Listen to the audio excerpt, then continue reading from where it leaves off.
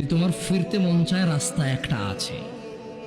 40 বছর নামাজ আদায় করো না, 50 বছর নামাজ আদায় করো না, এই পৃথিবীর যত ধরনের নেশা আছে কোনোটা তুমি বাদ দাও নাই। এই এলাকার অমুক তুমুক যত খারাপ বাজে মেয়ে আছে সবার সাথে তোমার বাজে সম্পর্ক ছিল। তুমি একটা বাজে ছেলে, সে একটা বাজে মেয়ে। ওকে, সমস্ত গায়কের গান, সমস্ত নর্তকীর নাচ তুমি উপভোগ করেছো। শোনো, 40 বছরের অপরাধ, 50, 60, 70-এর অপরাধ। শোনো, রাস্তা একটা আছে। ও বোন, ও ভাই, রাস্তা একটা আছে, আমি বলে দিয়ে যাই। হাদিস থেকে বলবো না যে তুমি বলবা জাল, দইফ, এইটা হাসান কিনা, সহি কিনা। কেউ তোমাকে বিভ্রান্ত করবে, আমি ওখান থেকে বলবো না। আমি তোমাকে কোরআন থেকে বলবো, সূরা ফুরকানের আয়াত থেকে।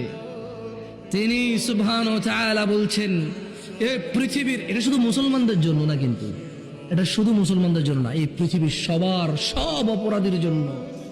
তিনি বলছেন, ইল্লা মান তাব, অতঃপর যে অপরাধ ছেড়ে ফিরে আসে, ওয়া আমানা, আল্লাহর প্রতি ঈমান আনে, ওয়া আমিলা আমালান সালিহা, এবং যে সৎ কর্ম করে, ফাউলাইকা ইউবাদদিলুল্লাহু সাইয়্যাতিহিম হাসানাত, যে তওবা করে ফিরে আসে, ঈমান আনে, ভালো কাজ করে, আল্লাহ তার জীবনের যত গুনাহ আছে সবগুলোকে নেকিতে পরিবর্তন করে দেবে। চয়েস ইজ ইয়োর্স, তোমার চয়েস ভাই, সিদ্ধান্ত তোমার।